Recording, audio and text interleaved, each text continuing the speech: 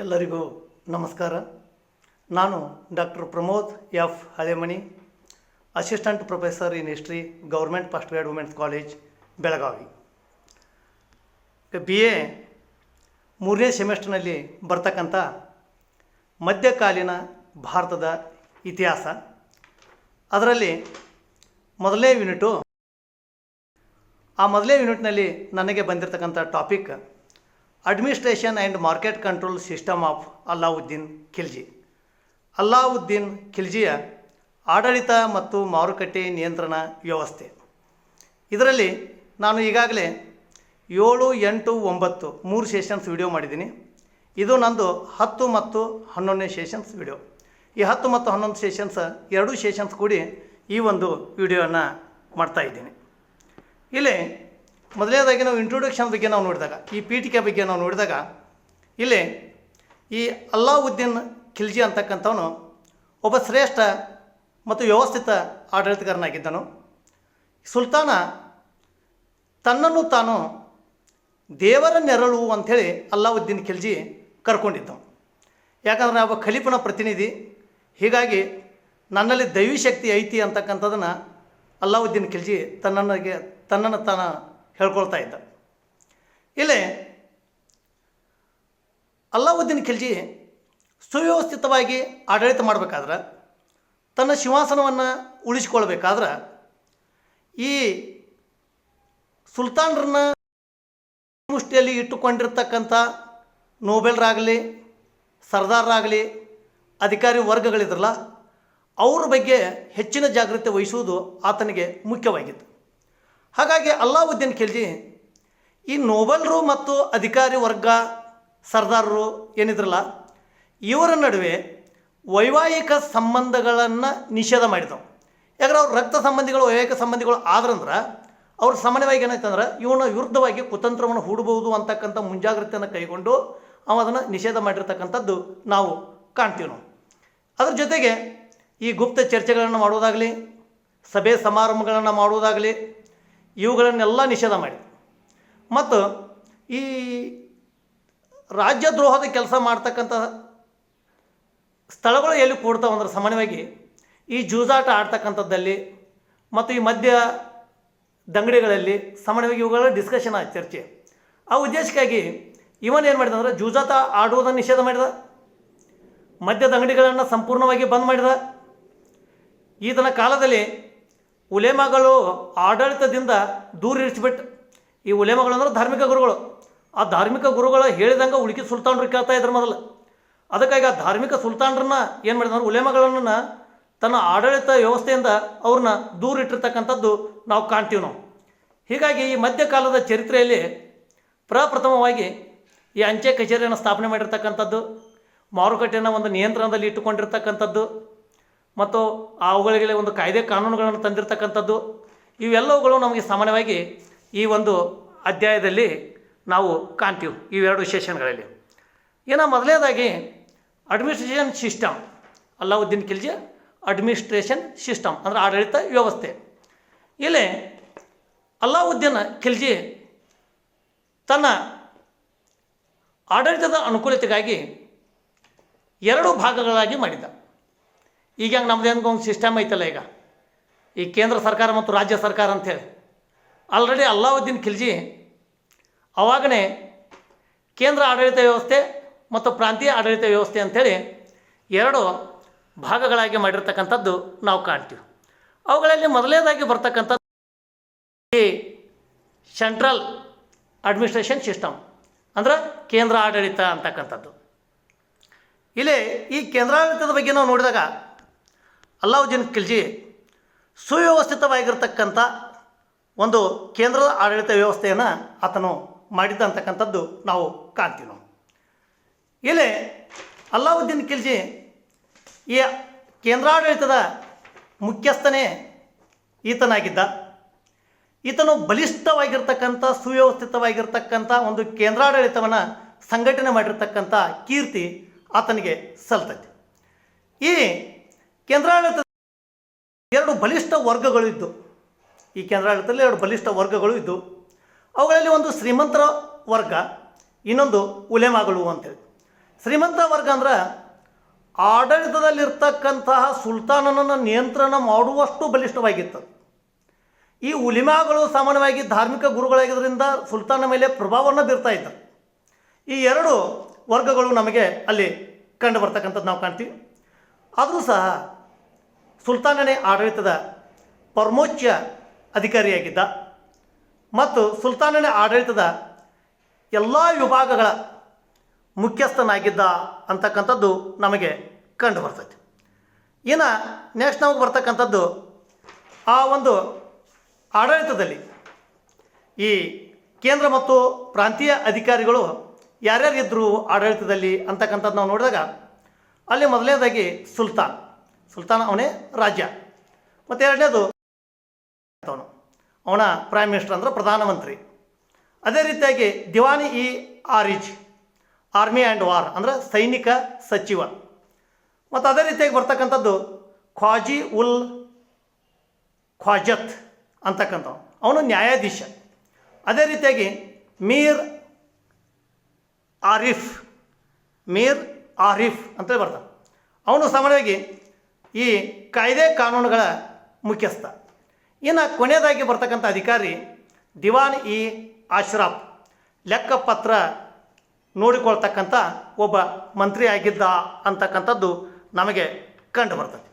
ಇನ್ನು ಏಳನೇದಾಗಿ ಬರ್ತಕ್ಕಂಥ ಅಧಿಕಾರಿ ಅಂದ್ರೆ ಈ ಮುಸ್ತಾಫಿ ಅಂತಕ್ಕಂಥವನು, ಇವನು ಅಡಿಟರ್ ಅಂದ್ರೆ ಲೆಕ್ಕ ಪರಿಶೋಧಕನಾಗಿದ್ದ. ಮತ್ತು ಆಮೇಲೆ ಎಂಟನೇ ಅಧಿಕಾರಿ ಬಕ್ಷಿ ಇ ಫೌಜ್ ಅಂತೇಳಿ, ಅವನು ಸಾಮಾನ್ಯವಾಗಿ ರಾಯಲ್ ಸೈನ್ಯದ ಖರ್ಚು ವೆಚ್ಚದ ಮುಖ್ಯಸ್ಥನಾಗಿದ್ದ. ರಾಯಲ್ ಸೈನ್ಯ ಅಂದ್ರೆ ಈ ಸಾಮಾನ್ಯವಾಗಿ ರಾಜನಿಗೆ ಹತ್ತಿರದಲ್ಲಿರ್ತಕ್ಕಂಥ ಒಂದು ಸೈನ್ಯ ಇರ್ತಕ್ಕಂಥದ್ದು. ಇನ್ನು ಒಂಬತ್ತನೇದವಂದ್ರೆ ಈ ಅಮೀರ್ ಇ ಕೋಹಿ ಅಂತೇಳಿ, ಇವ ಒಬ್ಬ ಅಗ್ರಿಕಲ್ಚರ್ ಡಿಪಾರ್ಟ್ಮೆಂಟ್ ಅಂದ್ರೆ ಕೃಷಿ ಇಲಾಖೆ ಮುಖ್ಯಸ್ಥನಾಗಿದ್ದ ಅಂತಕ್ಕಂಥದ್ದು ನಮಗೆ ಕಂಡುಬರುತ್ತೆ. ಇನ್ನು ಹತ್ತನೇದು ದಿವಾನ್ ಇ ರಿಯಾಸತ್ ಮತ್ತು ಶಹನಾ ಇ ಮಂಡಿ, ಅದು ಎರಡೂದ್ರದ ಒಬ್ಬ ಮುಖ್ಯಸ್ಥ ಇದ್ದ. ಅವ ಹೆಡ್ ಆಫ್ ಮಾರ್ಕೆಟ್ ಕಂಟ್ರೋಲರ್ ಅಂತೇಳಿ ಕರೀತಾರೆ, ಅಂದ್ರೆ ಮಾರುಕಟ್ಟೆ ನಿಯಂತ್ರಣದ ಮುಖ್ಯಸ್ಥ ಅಂತೇಳಿ ನಾವು ಕಾಣ್ತೀವಿ. ಇನ್ನು ಕೊನೆಯದಾಗಿ ಕೋತ್ವಾಲ್, ಅದು ಪೊಲೀಸ್ ಡಿಪಾರ್ಟ್ಮೆಂಟ್ ಅಂದರೆ ಪೊಲೀಸ್ ಮುಖ್ಯಸ್ಥ ಅಂತಕ್ಕಂಥದ್ದು ನಾವು ಕಾಣ್ತೀವಿ. ಅಂದರೆ ಇವನ ಮುಖ್ಯ ಕರ್ತವ್ಯ ಅಲ್ಲಿ ರಕ್ಷಣೆಯನ್ನು ಕೊಡ್ತಕ್ಕಂಥದ್ದು ಮತ್ತು ಒಂದು ಸುವ್ಯವಸ್ಥೆಯನ್ನು ಶಾಂತಿ ಸುವ್ಯವಸ್ಥೆಯನ್ನು ಕಾಪಾಡೋದು ಆ ಕೋತ್ವಾಲನ ಕರ್ತವ್ಯವಾಗಿತ್ತು ಅಂತಕ್ಕಂಥದ್ದು ನಮಗೆ ಕಂಡುಬರೋದು. ಇನ್ನು ಈ ಒಂದು ಆಡಳಿತದಲ್ಲಿ ಇತರೆ ಅಧಿಕಾರಿಗಳು ಯಾರಿದ್ದರು, ಇವ್ರ ಕೈ ಕೆಳಗೆ ಸಹಾಯಕರಾಗಿ ಯಾವ ಅಧಿಕಾರಿಗಳು ಇದ್ದರು ಅಂತಕ್ಕಂಥದ್ದು ನಾವು ನೋಡಿದಾಗ ಅಲ್ಲಿ ವಕೀಲ್ ಇ ದಾರ್ ಅಂತೇಳಿ, ಅವನು ಸಾಮಾನ್ಯವಾಗಿ ಈ ಕೋಟೆ ಕೊತ್ತಲುಗಳು ಇರ್ತಾವಲ್ಲ, ಆ ಕೋಟೆ ಕೊತ್ತಲುಗಳ ಒಂದು ಉಸ್ತುವಾರಿಯನ್ನು ನೋಡಿಕೊಳ್ತಕ್ಕಂಥವನು. ಇನ್ನು ಈ ಅಮೀರ್ ಐ ಹಜೀಜ್, ಇವು ಸಾಮಾನ್ಯವಾಗಿ ಇನ್ಚಾರ್ಜ್ ಆಫ್ ಫೆಸ್ಟಿವಲ್ಸ್ ಅಂದರೆ ಹಬ್ಬಗಳು ಏನಾಗ್ತಾವಲ್ಲ, ಹಬ್ಬ ಹರಿದಿನಗಳು, ಅವುಗಳ ಒಬ್ಬ ಉಸ್ತುವಾರಿಯಾಗಿದ್ದ. ಇನ್ನು ಅಮೀರ್ ಇ ಅಕೂರ್, ಇವು ಸಾಮಾನ್ಯವಾಗಿ ಅಶ್ವಶಾಲೆಗಳ ಉಸ್ತುವಾರಿ ಅಂದರೆ ಕುದುರೆ ಸೈನ್ಯ ಇತ್ತಲ್ಲ ಅದರ ಮೇಲೆ ಒಬ್ಬ ಉಸ್ತುವಾರಿಯಾಗಿದ್ದ ಅಂತಕ್ಕಂಥದ್ದು ನಾವು ಕಾಣ್ತೀವಿ. ಅಂದರೆ ಕುದುರೆಗಳನ್ನು ಕಟ್ತಕ್ಕಂತಹ ಏನು ಒಂದು ಶಾಲೆ ಇತ್ತಲ್ಲ ಅದರ ಮುಖ್ಯಸ್ಥ. ಈಗ ನಾವು ಗೋಶಾಲೆ ಅಂತ ಕರಿತೀವಲ್ಲ, ಹಂಗೆ ಅಶ್ವಶಾಲೆ ಕುದುರೆಗಳ ಒಂದು ಪಾಲನೆ ಮಾಡ್ತಕ್ಕಂಥ ಒಂದು ಕೇಂದ್ರ. ಇದ್ರ ಜೊತೆಗೆ ಅಮೀರ್ ಇ ಶಿಕಾರ್, ಇದು ಅಮೀರ್ ಇ ಶಿಕಾರ್ ಲಾರ್ಡ್ ಆಫ್ ದ ಹಂಟ್ಸ್. ಅಂದ್ರೆ ಇಲ್ಲಿ ರಾಜ ಏನು ಬೇಟೆಗೆ ಹೋಗ್ತಿದ್ದಲ್ಲ, ಆ ಬೇಟೆಗೆ ಹೋಗ್ಬೇಕಾದ್ರೆ ಅವನ ರಕ್ಷಣೆಗೆ ಏನೋ ಒಂದು ತಂಡ ಇರ್ತಿತ್ತಲ್ಲ, ಬೇಟೆಗಾರ ತಂಡ, ಆ ತಂಡದ ಒಬ್ಬ ಮುಖ್ಯಸ್ಥ ಕ್ಯಾಪ್ಟನ್ ಅಂತಕ್ಕಂಥದ್ದು ನಾವು ಕಾಣ್ತೀವಿ. ಇನ್ನು ಇನ್ನೊಬ್ಬ ಸರ್ ಇ ಜಾಂದರ್, ಇವು ಸರ್ ಇ ಜಾಂದರ್ head of the bodyguards ಅಂದ್ರೆ ರಾಜನ ಅಂಗರಕ್ಷಕರ ಮುಖ್ಯಸ್ಥ, ಸರ್ ಐ ಜಾಂದರ್.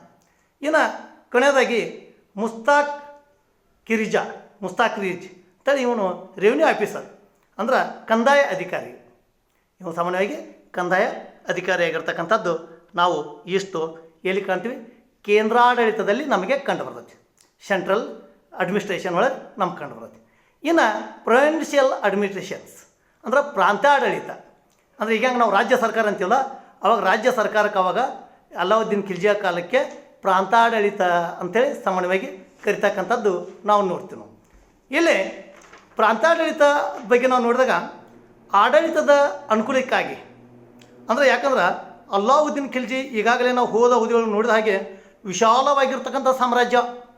ಅಂಥ ವಿಶಾಲವಾಗಿರ್ತಕ್ಕಂಥ ಸಾಮ್ರಾಜ್ಯವನ್ನು ಸೆಂಟ್ರಲ್ದಲ್ಲಿ ದೆಹಲಿ ಒಳಗೆ ಹೊತ್ತು ಅದನ್ನೆಲ್ಲ ನಿರ್ವಹಣೆ ಮಾಡೋದು ಕಷ್ಟವಾಗಿರ್ತಕ್ಕಂಥದ್ದು. ಫಾರ್ ಎಕ್ಸಾಂಪಲ್, ಈಗ ನಮ್ಮ ಪ್ರಧಾನಮಂತ್ರಿ ಈ ಕರ್ನಾಟಕವನ್ನು ಡೈರೆಕ್ಟ್ ಪ್ರಧಾನಮಂತ್ರಿನ ಬಂದು ಇಲ್ಲಿ ನಿರ್ವಹಣೆ ಮಾಡಿದ್ರೆ ಆಗಂಗಿಲ್ಲ. ಅದಕ್ಕಾಗಿ ಇವುಗಳನ್ನು ಮಾಡಿದ್ದೀವಿ. ಹಾಗಾಗಿ ಆ ಕಾಲದಲ್ಲಿ ಆ ಖಿಲ್ಜಿ ಸಾಮ್ರಾಜ್ಯವನ್ನು, ವಿಶಾಲವಾಗಿರ್ತಕ್ಕಂಥದ್ದು ಸಾಮ್ರಾಜ್ಯ ಇತ್ತು, ಆ ಖಿಲ್ಜಿ ಸಾಮ್ರಾಜ್ಯವನ್ನು ಆಡಳಿತದ ಅನುಕೂಲತೆಗಾಗಿ 11 ಪ್ರಾಂತ್ಯಗಳಾಗಿ ವಿಭಾಗಿಸಲಾಗಿತ್ತು. ಎಷ್ಟು? 11 ಪ್ರಾಂತ್ಯಗಳಾಗಿ ವಿಭಾಗಿಸಲಾಗಿತ್ತು ಅಂತಕ್ಕಂಥದ್ದು ನಾವು ಕಾಣ್ತೀವಿ. ಆ 11 ಪ್ರಾಂತ್ಯಗಳು ಯಾವ್ಯಾವು ಅಂತಕ್ಕಂಥದ್ದು ನೋಡಿದಾಗ ಅಲ್ಲಿ ಗುಜರಾತ್, ಮುಲ್ತಾನ್, ಶೆವಾನ್, ದಿಪ್ಲಾಪುರ್, ಸೂನಾಮ್, ಅದಕ್ಕೆ ಸಮಾನ್ ಅಂತೇಳಿ ಕರೀತಾರೆ. ಆಮೇಲೆ ಧಾರ್, ಅದಕ್ಕೆ ಉಜ್ಜೈನ್, ಧಾರ್ ಮತ್ತು ಉಜ್ಜೈನ್ ಎರಡು ಕೂಡ ಒಂದಿತ್ತು ಅದು. ಆಮೇಲೆ ಜೋಹೈನ್, ಚಿತ್ತೋರ್, ಬದೌನ್, ಔದ್ ಮತ್ತು ಕಾರ. ಇಷ್ಟು ಈ 11 ಪ್ರಾಂತ್ಯಗಳು ಅಲ್ಲಾವುದ್ದೀನ್ ಖಿಲ್ಜಿಯ ಸಾಮ್ರಾಜ್ಯದಲ್ಲಿ ಇದ್ದು, ಮತ್ತು ಇಲ್ಲಿ ಪ್ರಾಂತ್ಯದ ಆಡಳಿತಗಾರನಾಗಿ ಅಲ್ಲಾವುದ್ದೀನ್ ಖಿಲ್ಜಿ ರಾಜ್ಯಪಾಲರನ್ನು ನೇಮಕ ಮಾಡ್ತಾಯಿದ್ದ. ಪ್ರಾಂತ್ಯಾಧಿಕಾರಿಗಳಾಗಿ ರಾಜ್ಯಪಾಲರನ್ನ ನೇಮಕ ಮಾಡ್ತಾಯಿದ್ದ. ಇಲ್ಲಿ ರಾಜ್ಯಪಾಲರು ಸಾಮಾನ್ಯವಾಗಿ ಸುಲ್ತಾನನಿಗೆ ಅತ್ಯಂತ ಆತ್ಮೀಯರಾಗಿರ್ತಕ್ಕಂಥವ್ರು, ದಕ್ಷ ಮತ್ತು ಪ್ರಾಮಾಣಿಕವಾಗಿರ್ತಕ್ಕಂಥವ್ರು, ಮತ್ತು ಸುಲ್ತಾನನ ಸಹೋದರರಾಗಿರ್ಬೋದು ಮತ್ತು ರಾಜಕುಮಾರರಾಗಿರ್ಬೋದು, ಇಂಥವರನ್ನು ಸಾಮಾನ್ಯವಾಗಿ ರಾಜ್ಯಪಾಲರನ್ನಾಗಿ ನೇಮಕ ಮಾಡ್ತಕ್ಕಂಥದ್ದು ನಮಗೆ ಕಂಡು ಬರ್ತೈತಿ. ಇನ್ನು ನೆಕ್ಸ್ಟು ಇದಾದ ತಕ್ಷಣ ಈ ಟೌನ್ಸ್ ಆ್ಯಂಡ್ ವಿಲೇಜಸ್, ನಗರ ಮತ್ತು ಗ್ರಾಮಾಡಳಿತ ಅಂತಕ್ಕಂಥದ್ದು ನಾವು ಕಾಣ್ತೀವಿ. ಈ ಆಡಳಿತದ ಕೊನೆಯ ಘಟಕವೇ ಈ ಟೌನ್ಸ್ ಮತ್ತು ವಿಲೇಜಸ್ ಆಗಿದ್ದು ಅಂತಕ್ಕಂಥದ್ದು ನಾವು ನೋಡ್ತೀವಿ. ಇನ್ನು ಈ ಗ್ರಾಮ ಮತ್ತು ನಗರಗಳಲ್ಲಿ ಪ್ರತ್ಯೇಕವಾಗಿರ್ತಕ್ಕಂಥ ಅಧಿಕಾರಿಗಳನ್ನು ನೇಮಕ ಮಾಡ್ತಾಯಿದ್ರು. ಅಲ್ಲಿದ ಆಡಳಿತ ಅನುಕೂಲತೆಗಾಗಿ ಪ್ರತ್ಯೇಕವಾಗಿರ್ತಕ್ಕಂಥ ಅಧಿಕಾರಿಗಳನ್ನು ನೇಮಕ ಮಾಡ್ತಿದ್ರು. ಇಲ್ಲಿ ಗ್ರಾಮ ಅಂತಕ್ಕಂಥದ್ದು ಆ ಸಾಮ್ರಾಜ್ಯದ ಆಡಳಿತದ ಕೊನೆಯ ಘಟಕವಾಗಿತ್ತು, ಅಂದರೆ ಚಿಕ್ಕ ಘಟಕವಾಗಿತ್ತು, ಕೊನೆಯ. ಇನ್ನು ಗ್ರಾಮದ ಮುಖ್ಯಸ್ಥನನ್ನು ಸಾಮಾನ್ಯವಾಗಿ ಗ್ರಾಮದಲ್ಲಿರ್ತಕ್ಕಂಥ ಸಮಸ್ಯೆಗಳು ಬಂದಿರ್ಬೋದು ಅಥವಾ ಕೆಲವು ವ್ಯಾಜ್ಯಗಳು ಇರ್ಬೋದು, ಎಲ್ಲ ಬಗೆಹರಿಸ್ತಕ್ಕಂಥದ್ದು ಗ್ರಾಮದ ಮುಖ್ಯಸ್ಥನಿಗೆ ಅಧಿಕಾರ ಇತ್ತು. ಇನ್ನು ಅಲ್ಲಾವುದ್ದೀನ್ ಖಿಲ್ಜಿ ಅಧಿಕಾರಿಗಳಿಗೆ ಸಾಮಾನ್ಯವಾಗಿ ಸ್ವಾತಂತ್ರ್ಯವನ್ನು ನೀಡಿದ್ದು. ಅಧಿಕಾರಿಗಳಿಗೆ ಏನು ಮಾಡಿದಂದ್ರೆ ಸ್ವಾತಂತ್ರ್ಯವನ್ನು ನೀಡಿದ್ದು. ಆದರೂ ಸಹ ಅಲ್ಲಾವುದ್ದೀನ್ ಖಿಲ್ಜಿ ತನ್ನ ಗೂಢಚಾರರಿಂದ ಅಂತಹ ಅಧಿಕಾರಿಗಳ ಮೇಲೆ ಯಾವಾಗಲೂ ನಿಗಾ ವಹಿಸಿದನು ಅಂತಕ್ಕಂಥದ್ದು ನಾವು ಕಾಣ್ತೀವಿ. ಅವ್ರ ಮೇಲೆ ಯಾವತ್ತೂ ಒಂದು ನಿಗಾಯನ್ನು ವಹಿಸಿರ್ತಕ್ಕಂಥದ್ದು ಸಾಮಾನ್ಯವಾಗಿ ಏನಾಗುತ್ತೆ ನಮಗೆ ಕಂಡು ಬಂದಿರತಕ್ಕಂಥದ್ದು ನಾವು ನೋಡ್ತೀವಿ ನಾವು. ಇನ್ನು ನೆಕ್ಸ್ಟ್ ಬರ್ತಕ್ಕಂಥದ್ದು tax and revenue system in Alauddin Khilji. ಅಂದರೆ ಅಲ್ಲಾವುದ್ದೀನ್ ಖಿಲ್ಜಿಯ ಕಾಲದ ಒಂದು ತೆರಿಗೆ ಮತ್ತು ಕಂದಾಯ ವ್ಯವಸ್ಥೆ ಯಾವ ರೀತಿಯಾಗಿ ಇತ್ತು ಅಂತಕ್ಕಂಥದ್ದು ನಾವು ನೋಡಿದಾಗ ಅಲ್ಲಿ ಈ ತೆರಿಗೆ ಅಂತಕ್ಕಂಥದ್ದೇ ಆದಾಯದ ಪ್ರಮುಖ ಮೂಲವಾಗಿತ್ತು.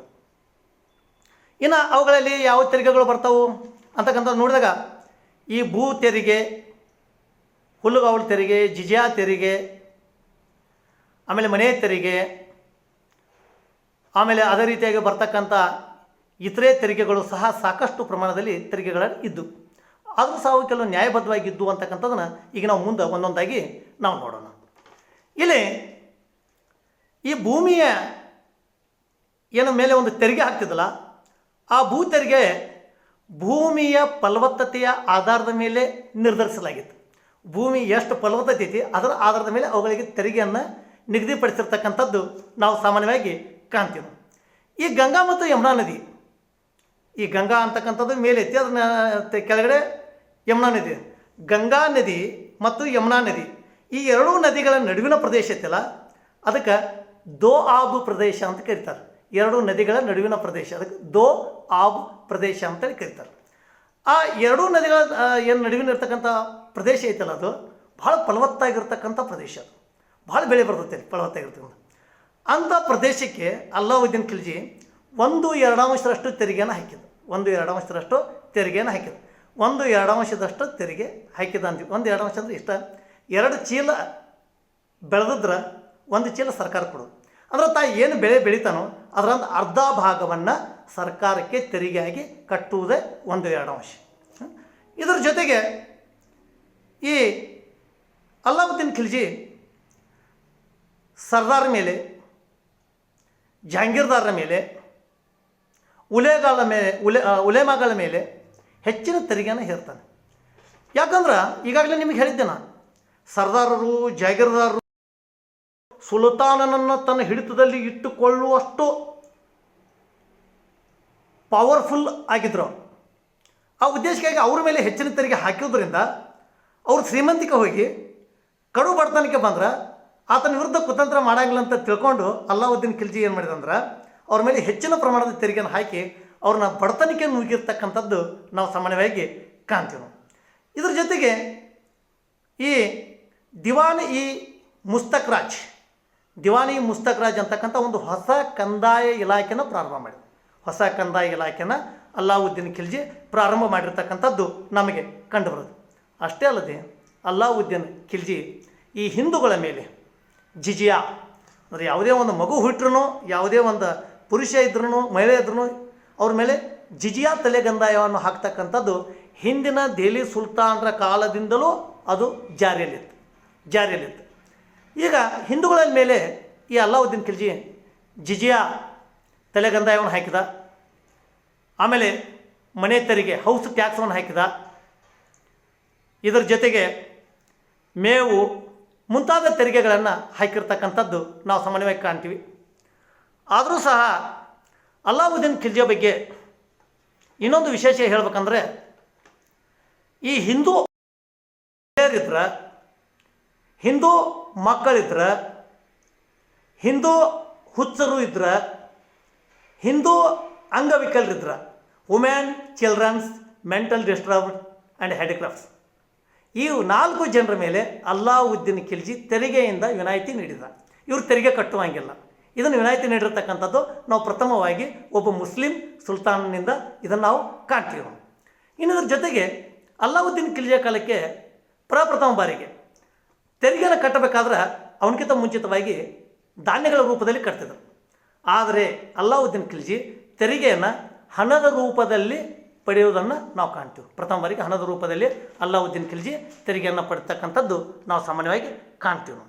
ಇನ್ನು ಅಲ್ಲಾವುದ್ದೀನ್ ಖಿಲ್ಜಿಯ ಕಾಲದ ಮಿಲಿಟ್ರಿ ಸುಧಾರಣೆಗಳು, ಸೈನ್ಯಾಡಳಿತ, ಇಲ್ಲಿ ಅಲ್ಲಾವುದ್ದೀನ್ ಖಿಲ್ಜಿಯ ಕಾಲಕ್ಕೆ ಸುವ್ಯವಸ್ಥಿತವಾಗಿರ್ತಕ್ಕಂಥ ಸಾಮ್ರಾಜ್ಯವನ್ನು ಶಾಂತಿಯುತವಾಗಿ ನಡೆಸಬೇಕಾದ್ರೆ ಬಲಿಷ್ಠ ಸೈನ್ಯ ಬೇಕು. ಹೊರ ವೈರಿಗಳಿಂದ ದಾಳಿಯಿಂದ ರಕ್ಷಣೆ ಮಾಡಬೇಕಾದ್ರೆ ಬಲಿಷ್ಠ ಸೈನ್ಯ ಬೇಕು. ಆ ಉದ್ದೇಶಕ್ಕಾಗಿ ಅಲ್ಲಾವುದ್ದೀನ್ ಖಿಲ್ಜಿ ತನ್ನ ಸಾಮ್ರಾಜ್ಯವನ್ನು ಬಾಹ್ಯ ಮತ್ತು ಆಂತರಿಕ ವೈರಿಗಳಿಂದ ಕಾಪಾಡಿಕೊಳ್ಳುವ ಸಲುವಾಗಿ ಬಲಿಷ್ಠವಾಗಿರ್ತಕ್ಕಂಥ ಒಂದು ಸುವ್ಯವಸ್ಥಿತವಾಗಿರ್ತಕ್ಕಂಥ ಸೈನ್ಯವನ್ನು ಇಟ್ಟಿದ್ದ ಅಂತಕ್ಕಂಥದ್ದು ನಾವು ನೋಡ್ತೀವಿ.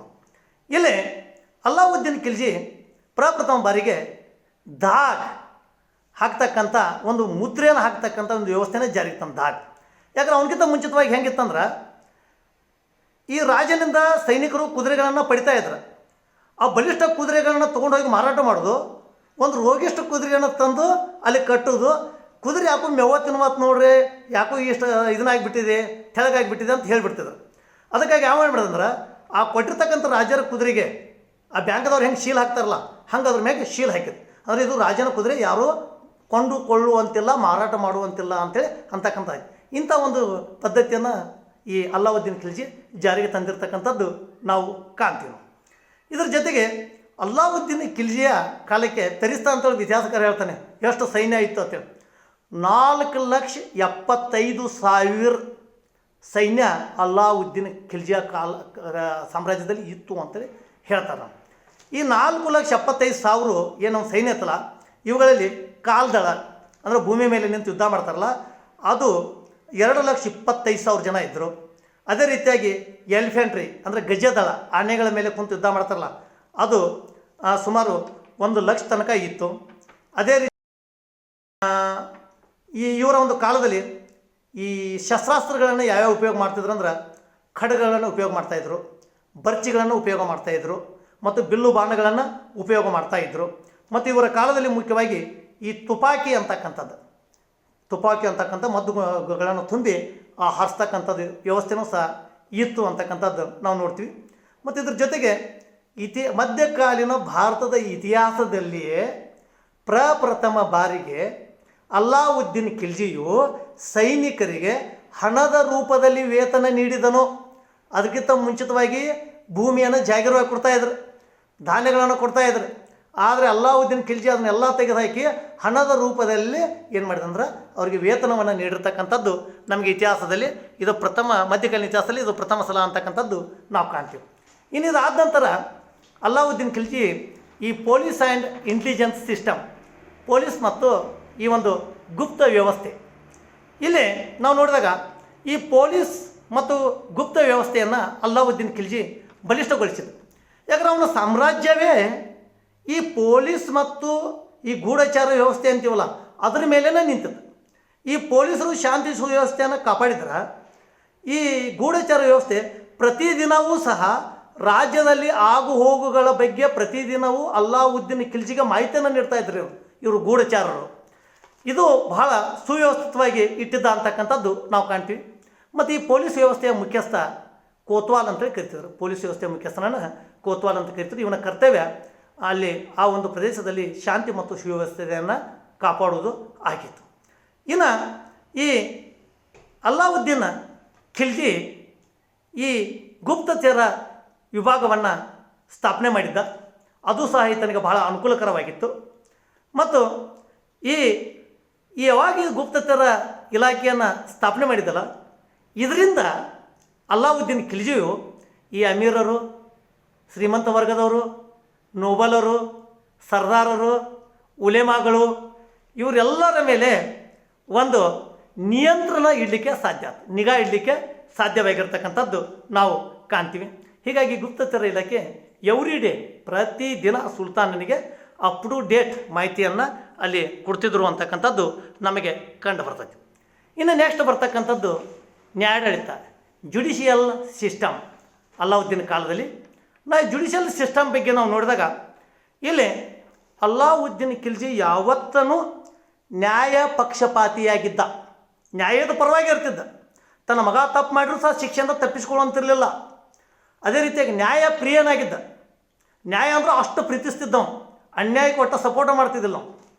ಇದ್ರ ಜೊತೆಗೆ ಈ ನ್ಯಾಯಾಂಗದ ಪರಮೋಚ್ಚ ಅಧಿಕಾರಿಯೇ ಸುಲ್ತಾನ್ ಅಲ್ಲಾವುದ್ದೀನ್ ಖಿಲ್ಜಿ. ನ್ಯಾಯಾಂಗದ ಪರಮೋಚ್ಚ ಅಧಿಕಾರಿಯೇ ಈ ಅಲ್ಲಾವುದ್ದೀನ್ ಖಿಲ್ಜಿ ಆಗಿರ್ತಕ್ಕಂಥದ್ದು ನಮಗೆ ಕಂಡು ಬರ್ತದೆ. ಇಲ್ಲಿ ಅಲ್ಲಾವುದ್ದೀನ್ ಖಿಲ್ಜಿ ನ್ಯಾಯವನ್ನು ವಿತರಣೆ ಮಾಡುವಾಗ ಆ ಒಂದು ವಿಷಯದ ಬಗ್ಗೆ ಸಂಪೂರ್ಣವಾಗಿ ಕೂಲಂಕುಷವಾಗಿ ಚರ್ಚಿಸಿ ಅದರ ಬಗ್ಗೆ ತಿಳ್ಕೊಂಡು ಯಾವುದು ತಪ್ಪು ಒಪ್ಪು ಮನವರಿಕೆ ಮಾಡಿಕೊಂಡ ನಂತರ ನ್ಯಾಯವನ್ನು ತೀರ್ಮಾನ ಮಾಡ್ತಕ್ಕಂಥದ್ದು ನಾವು ಕಾಣ್ತೀವಿ.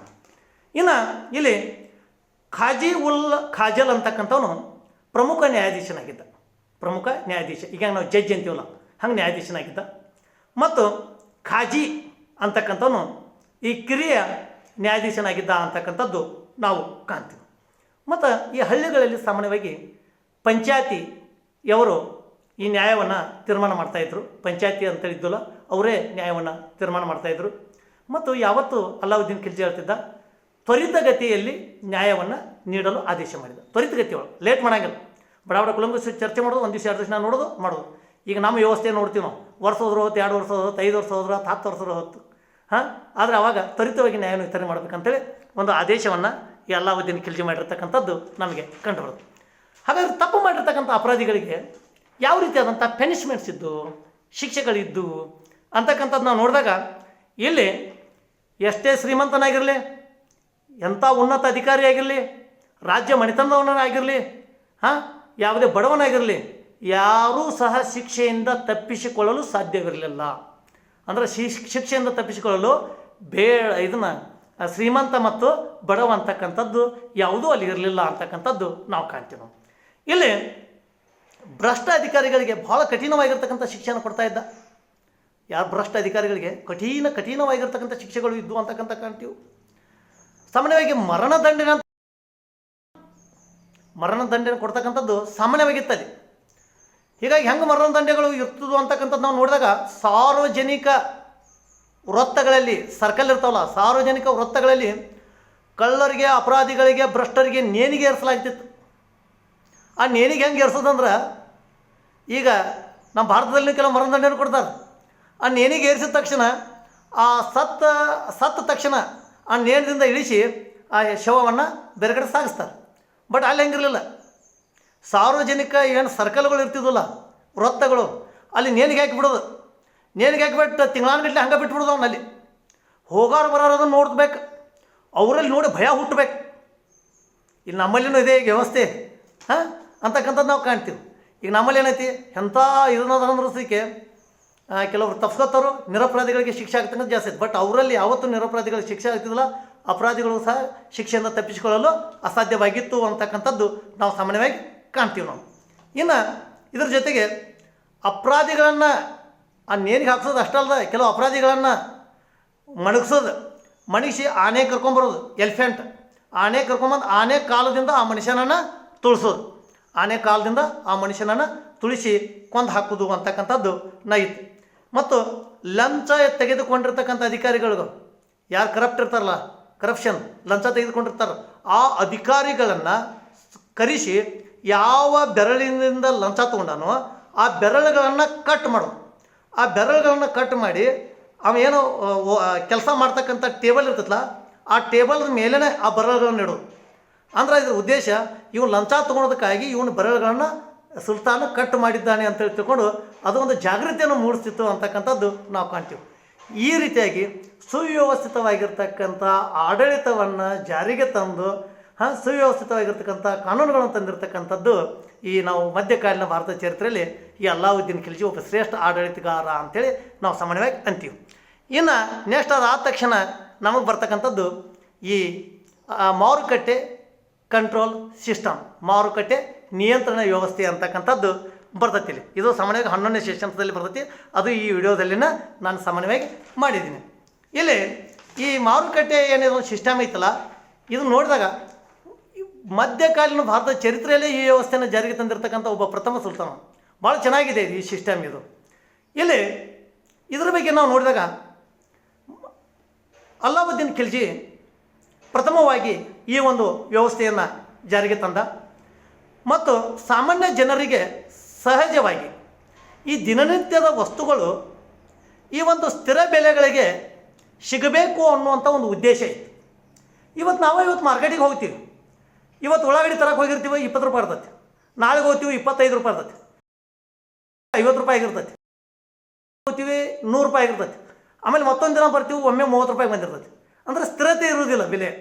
ಆದರೆ ಇವು ಪ್ರತಿ ವಾರದ ತನಕ, ಇವತ್ತು ಸೋಮವಾರ ಸ್ಟಾರ್ಟ್ ಆಯ್ತು ಅಂದ್ರೆ ರವಿವಾರ ತನಕ ಅದೇ ರೇಟ್ ಇರಬೇಕು, ರೇಟ್ ಚೇಂಜ್ ಮಾಡುವಂಗಿಲ್ಲ. ಮತ್ತು ರವಿವಾರ ಬಂದ ನಂತರ ರೇಟ್ ಹೆಚ್ಚು ಮಾಡೋದು ಬಿಡೋದು ಅಧಿಕಾರಿಗಳು ಡಿಸಿಷನ್ ಮಾಡಬೇಕು. ಅದನ್ನು ಬಿಟ್ಟು ಒಬ್ಬರು ಒಂದು ರೇಟ್ ಮಾಡುವಂಗಿಲ್ಲ ಅಂತಕ್ಕಂಥದ್ದು ಇದು ಸಾಮಾನ್ಯ ಜನರಿಗೆ ಅನುಕೂಲಕರವಾಗಿತ್ತು. ಈ ವ್ಯವಸ್ಥೆ ಜಾರಿಗೊಳಿಸೋ ಸಲುವಾಗಿ ಸ್ವತಂತ್ರ ಇಲಾಖೆ ಮತ್ತು ಒಂದು ಅಧಿಕಾರಿಗಳನ್ನು ಈತನು ನೇಮಕ ಮಾಡಿರ್ತಕ್ಕಂಥದ್ದು ಸಾಮಾನ್ಯವಾಗಿ ನಮಗೆ ಕಂಡುಬರುತ್ತೆ. ಇದರಿಂದ ಒಂದೇ ಮಾತಲ್ಲಿ ಹೇಳ್ಬೇಕಾದ್ರೆ ಇದು ಎಷ್ಟು ಯೂಸ್ ಆಯಿತು ಅಂದ್ರೆ, ಉಪಯೋಗ ಆಯಿತು ಅಂದ್ರೆ, ದಿಲ್ಲಿಯಿಂದ ಹಳ್ಳಿಯವರೆಗೆ ಒಂದೇ ಬೆಲೆ ನಿಗದಿಯಾಗಿರ್ತಕ್ಕಂಥದ್ದು ಕಾಣ್ತೀವಿ. ದಿಲ್ಲಿ ಒಳಗೂ ಎಷ್ಟು ಬೆಲೆ ಐತಲ್ಲ ಒಂದು ವಸ್ತುವಿಗೆ, ಹಳ್ಳಿ ಒಳಗೂ ಸಹ ಅದೇ ಬೆಲೆಯನ್ನು ಈತನು ಮಾಡಿರ್ತಕ್ಕಂಥದ್ದು ನಾವು ಸಾಮಾನ್ಯವಾಗಿ ಕಾಣ್ತೀವಿ ನಾವು. ಹಾಗಾದರೆ ಯಾವ ಬೆಲೆಗಳನ್ನು ನಿಯಂತ್ರಣ ಹೆಂಗೆ ಮಾಡಿದ ಅಂತಕ್ಕಂಥದ್ದನ್ನ ಈಗ ನಾವು ಒಂದೊಂದಾಗಿ ಈಗ ನೋಡೋಣ. ಇಲ್ಲಿ ಅಲ್ಲಾವುದ್ದೀನ್ ಖಿಲ್ಜಿ ಈ ಮಾರ್ಕೆಟ್ ಕಂಟ್ರೋಲ್ ಸಿಸ್ಟಮ್ ಇಲ್ಲಿ 4 ಟೈಪ್ಸ್ ಮಾಡ್ತಾನೆ. 4 ಪ್ರಕಾರಗಳು ನಮಗೆ ಕಂಡು ಬರ್ತವೆ. ಇಲ್ಲ 4 ಪ್ರಕಾರಗಳು ಯಾವ್ಯಾವು ಅಂತಕ್ಕಂಥದ್ದು ನಾವು ನೋಡಿದಾಗ, ಗಾಲಾ ಇ ಮಂಡಿ ಅಂದ್ರೆ ಇದಕ್ಕೆ ಸಾಮಾನ್ಯವಾಗಿ ನಾವು ಧಾನ್ಯದ ಮಾರುಕಟ್ಟೆ ಅಂತೇಳಿ ಕರಿತೀವಿ, ಧಾನ್ಯದ ಮಾರುಕಟ್ಟೆ ಅಂತೇಳಿ ಕರಿತೀವಿ. ಇನ್ನು ಎರಡನೇದಾಗಿ ಸರಾಯ್ ಇ ಅದಾಲ್ ಅಂದರೆ ಇದೊಂದು ಕ್ಲಾತ್ ಮಾರ್ಕೆಟ್, ಬಟ್ಟೆ ಮಾರುಕಟ್ಟೆ, ವಸ್ತ್ರದ ಮಾರುಕಟ್ಟೆ. ಇನ್ನು ಮೂರನೇದು market of horse, slaves and live stocks ಅಂದರೆ ಇದು ಸಾಮಾನ್ಯವಾಗಿ ಈ ಕುದುರೆಗಳು, ಗುಲಾಮರು ಮತ್ತು ಈ ಚಿಕ್ಕ ಪುಟ್ಟ ಪ್ರಾಣಿಗಳು, ಪಕ್ಷಿಗಳು ಇವುಗಳನ್ನು ಮಾರಾಟ ಮಾಡ್ತಕ್ಕಂಥ ಒಂದು ಮಾರುಕಟ್ಟೆ. ಇನ್ನು ನಾಲ್ಕನೇದಾಗಿ ಕಾಮನ್ ಮಾರುಕಟ್ಟೆ.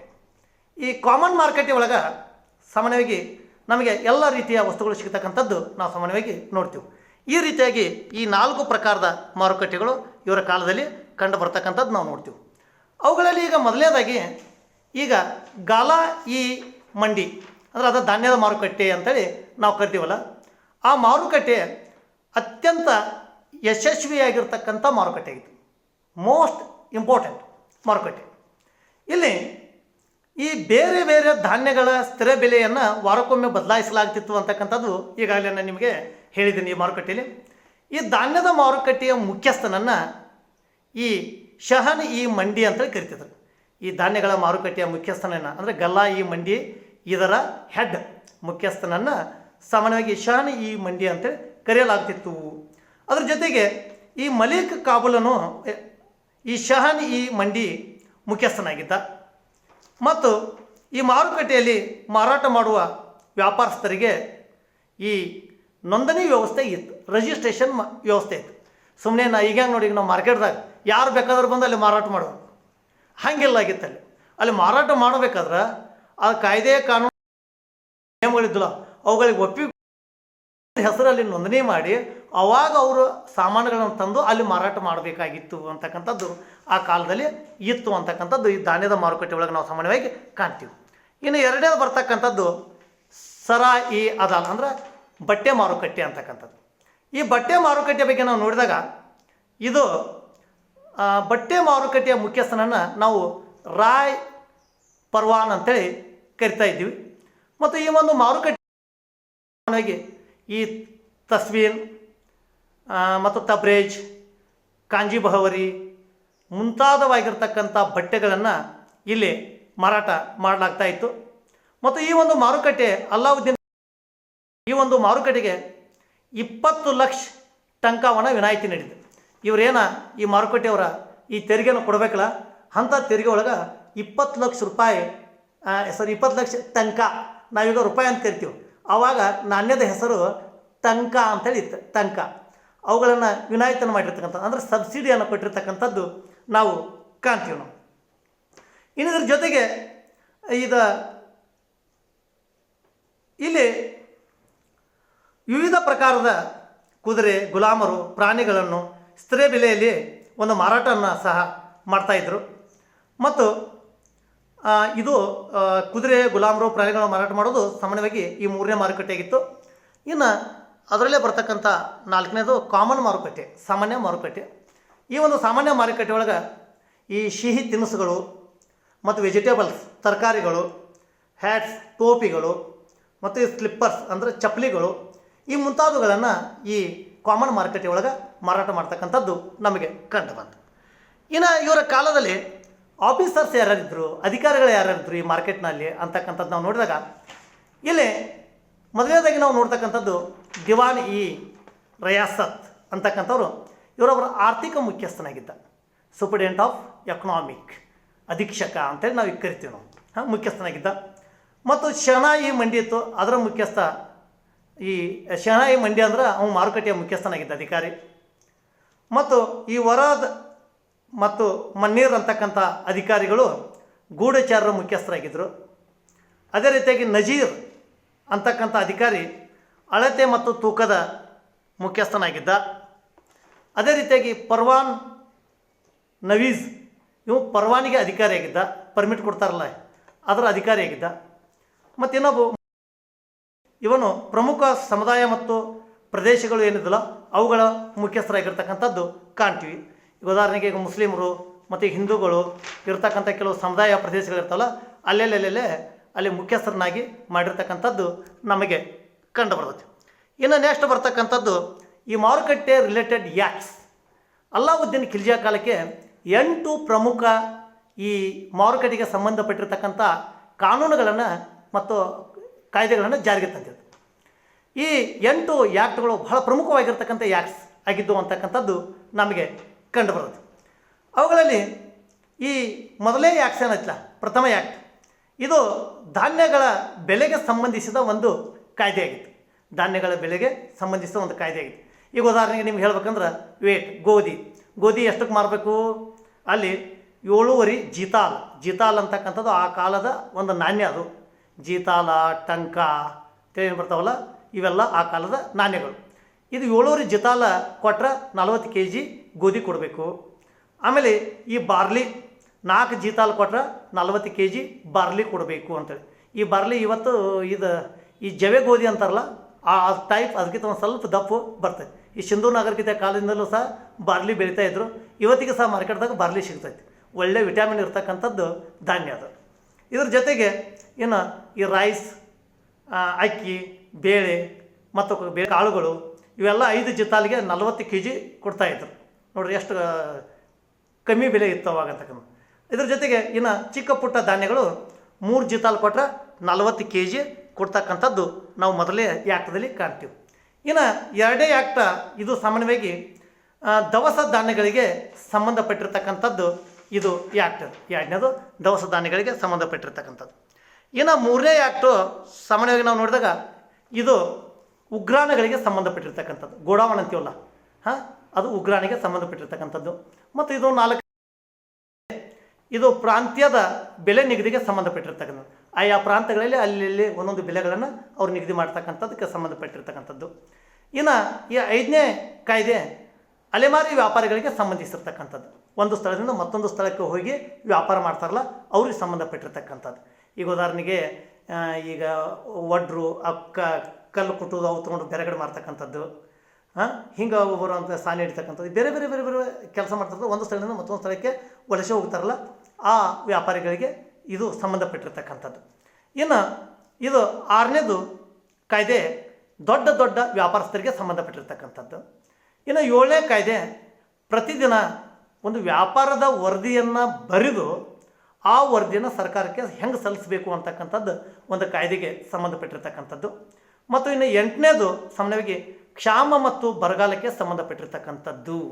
ಯಾಕಂದ್ರೆ ಆ ಕಾಲದಲ್ಲಿ ಅಲ್ಲಾವುದ್ದೀನ್ ಖಿಲ್ಜಿಯ ಕಾಲಕ್ಕೆ ಸುಮಾರು 2-3 ವರ್ಷಗಳ ಕಾಲ ನಿರಂತರ ಕ್ಷಾಮ ಅಥವಾ ಬರಗಾಲ ಬಿದ್ದರೂ ಸಹ ಅಷ್ಟು ದವಸ ಧಾನ್ಯಗಳನ್ನು ಉಗ್ರಾಣಗಳಲ್ಲಿ ಏನು ಮಾಡಿರ್ತಾ ಇದ್ರು ಅಂದರೆ ಶೇಖರಣೆ ಮಾಡಿರ್ತಾರೆ. ಆವಾಗ ಅಂತಹ ಕ್ಷಾಮ ಮತ್ತು ಬರಗಾಲ ಬಿದ್ದಾಗ ಯಾವ ರೀತಿಯಾಗಿ ಜನರಿಗೆ ಆ ದವಸ ಧಾನ್ಯಗಳನ್ನು ಹಂಚಬೇಕು ಅಂತಕ್ಕಂಥದ್ದು ಅದು ನಮಗೇನು ಮಾಡ್ತೈತೆ ಅಂದ್ರೆ ಕಾಯ್ದೆ ಹೇಳ್ಕೊಡ್ತಕ್ಕಂಥದ್ದು ನಮಗೆ ಕಾಣ್ತೀವಿ ನಾವು. ಇಷ್ಟು ನಮಗೆ ಈ ಅಲ್ಲಾವುದ್ದೀನ್ ಖಿಲ್ಜಿಯ ಅಡ್ಮಿನಿಸ್ಟ್ರೇಷನ್ಸ್ ಮತ್ತು ಈ ಒಂದು ಬೆಲೆ ನಿಯಂತ್ರಣ ವ್ಯವಸ್ಥೆ ಇವುಗಳ ಬಗ್ಗೆ ನಾವು ತಿಳ್ಕೊಂಡಿವಿ ಇಲ್ಲಿ ತನಕ.